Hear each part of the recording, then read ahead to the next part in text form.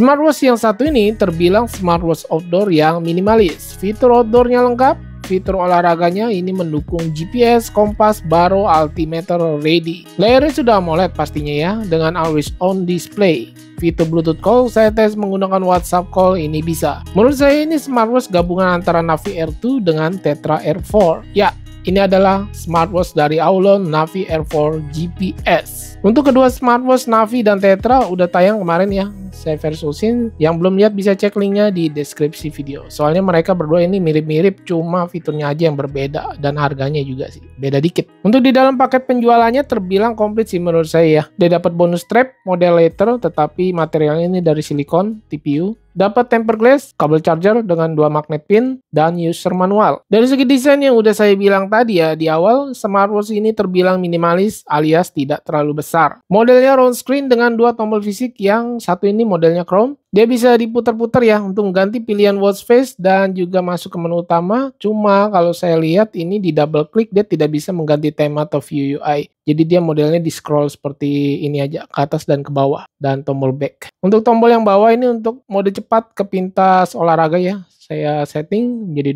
mode pintas olahraga. Untuk mode olahraganya sendiri terbilang banyak nih. Dan dia juga sudah built-in GPS yang tadi saya sebut di awal juga ya. Di sini kita lihat sinyal GPS-nya mencari ya. Saran saya ketika melakukan pencarian GPS-nya lakukan di outdoor ya. Jangan dari dalam ruangan. Soalnya nanti ngeloknya agak lambat. Dan di sini kalau kita perhatikan masih bisa kita setting untuk jarak atau target tujuan kita atau interval ya. Buat yang suka nanyain, setting interval di bagian mode olahraga lari ini ada tersedia. Di mode sportnya sendiri kalau saya slide ke kiri bisa menampilkan Bluetooth music, dan slide ke kanan ini bisa menampilkan route back ya, arah kembali atau pulang ya. Untuk case materialnya sendiri kalau saya lihat ini dari plastik ya. Dan di bagian bezelnya dari alloy. Untuk di bagian belakang backcase juga dari plastik sama. Cuma dia belakangnya ini blacknya matte finish ya. Bagian tengahnya aja yang gloss ini. Di bagian tengah case-nya ini terlihat ada sebuah senter yang menggunakan LED ya. Cakep nih. Jadi dia tidak menggunakan senter dari bawahan layar. Untuk ukurannya saya coba ukur di bagian tengah heart rate sensornya, ketebalannya ada di hampir 14 mm. Bagian diameternya ada di 47 mm lebih. Ini cukup besar ya ternyata ya. Nggak terlalu kecil banget. Bagian lug to lug, ujung strapnya dekat strapnya ini 52 mm lebih ya. Dan lebar strapnya ada di 22 mm.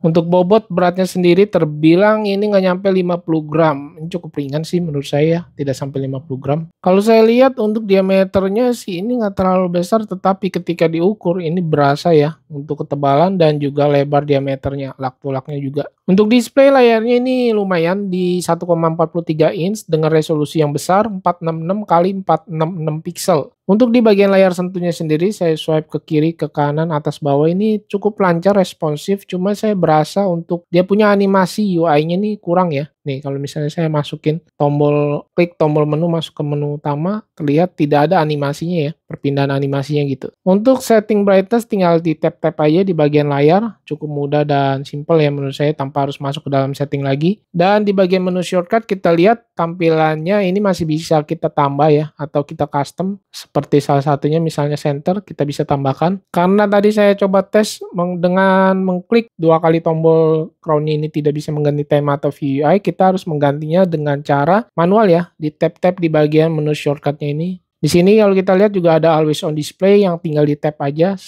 single tap langsung dia menuju ke always on display settingnya. Di sini kita bisa atur sepanjang hari atau dibikin schedule, jadwal gitu ya. Untuk always on display-nya sendiri ini tidak bisa mengikuti tampilan watch face utamanya ya. Jadi misalnya seperti ini, atau kita pakai watch face digital tidak bisa mengikuti audionya digital, tidak bisa. Untuk layar di backup matinya, sensornya tidak ada. Dan ketika audionya aktif, nah seperti lihat kan, ini always on display-nya sangat responsif, ketika diputar dikit aja langsung menyala, dia punya tampilan watch face utamanya, cakep bener. Tetapi yang saya tes di bagian AOD, kalau saya tap-tap gini layarnya tidak bisa ya, tap to wake dia tidak bisa ketika AOD aktif. Untuk di setting tampilan dan kecerahan layar, kita lihat durasi tampilannya bisa sampai 60 detik atau 1 menit nih, lumayan lama. Proteksi ketahanan air dia sudah memakai IP68 ya, proteksinya cukup mantep kalau menurut saya, tetapi saran saya tetap jangan dipakai untuk berenang atau apalagi menyelam ya, karena kita mengingat ini smartwatch ada Bluetooth call guys,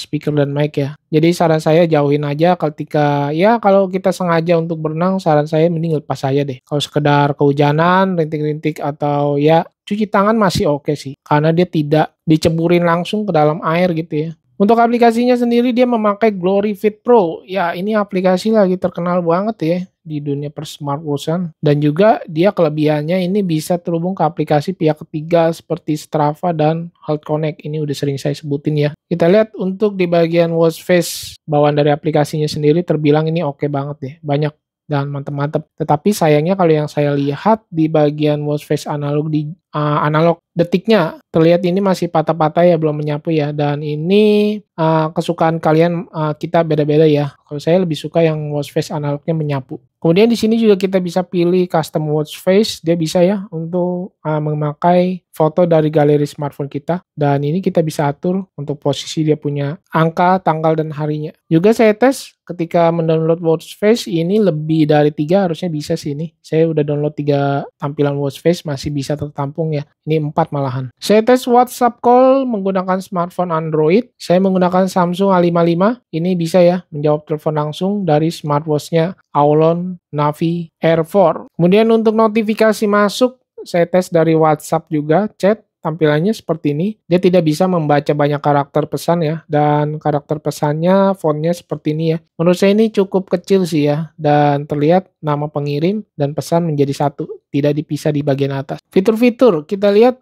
Oh ini kita ganti tampilannya dulu ya. Kalau begini agak pusing kita ngelihatnya. Ya kita model list saja. Di bagian fitur. Fitur kesehatan seperti heart rate. Ini dia berjalan di background belakang ya. Sejak kita pakai ini langsung aktif, tapi kita juga bisa melakukannya secara manual dengan tab. Di sini kita slide ke bawah ada pengaturan dan di sini termasuk interval ya. Di sini kita bisa atur pengukuran detak jantung kita dari 5 menit, 10 menit sampai yang paling lama ini 60 menit 1 jaman. Jadi kita juga bisa bikin off, dia punya heart rate sensornya. Mengukurnya ini jadi secara manual aja tanpa otomatis. SpO2 ada, oksigen darah ya. Di sini kita harus tap untuk mengukurnya. Tekanan adalah pressure harusnya ya. Di sini juga harus di tap ya, sama seperti SpO2. Cuma yang berbeda itu heart rate, dia langsung memulai. Music Bluetooth, di sini kalau saya perhatikan ada pengaturan volume di bagian bawah, play, pause, next, dan preview. Karena dia smartwatch outdoor, udah pasti yang tadi saya sebut di awal, dia ada kompas. Jadi kalau misalnya kita baru masuk ke fitur kompas ini, harus kalibrasi dengan menggoyangkannya secara seperti angka 8 gini ya. Nanti dia baru terkalibrasi. Nah kita lihat lagi di sini ada barometer dan juga altimeter. Latihan pernafasan atau breath juga ada. Jam dunia, stopwatch, alarm. Ini timer, kalkulator tersedia. Wih, mantap ya. Remote kamera saya coba tes. Untuk remote kameranya sendiri dia ada timer ya, sayang banget nih. Kalau dia langsung ngejepret seperti video kemarin yang baru aja tayang itu cakep sih. Jadi sekali klik langsung dia memulai foto. Nah untuk center saya mau coba tes. Nah seperti ini guys, ini cakep banget ya. Dia memiliki built-in center fisik di bagian pinggir case-nya. Kalau model-model seperti Garmin kan adanya di atas gini ya. Lebih cakep sih kalau di bagian ini. Di bagian sini juga oke. Jadi pas di lengan kita ya ketika memakai seperti ini. Dibandingkan di layar ini agak susah sih menurut saya. Masa mesti begini. Kesehatan perempuan juga ada ini ya. Kesehatan wanita, kita harus sinkronisasi ke aplikasinya. Untuk pengalaman saya memakai smartwatch dari Aulon Navi Air 4 ini terbilang mantap sih ya. Saya suka banget dengan model strap yang warna hitamnya ini. Tipis guys, dan nyaman ketika dipakai walaupun dia diselipin ke dalam gitu. Waktu pas diselipin ke dalamnya juga saya merasa ini cukup mudah dan tidak susah ya. Tidak seret gitu, cukup smooth karena dia mungkin tipis jadi nggak terlalu susah gitu. Kalau tebal mungkin lain cerita itu. Dan saya coba wrist to wake sangat amat lancar sekali. Saya suka banget dengan desainnya dan warnanya yang full black seperti ini ya. Pokoknya keren banget deh. Terlihat apakah kebesaran di lengan saya yang kecil, lingkar 16 cm.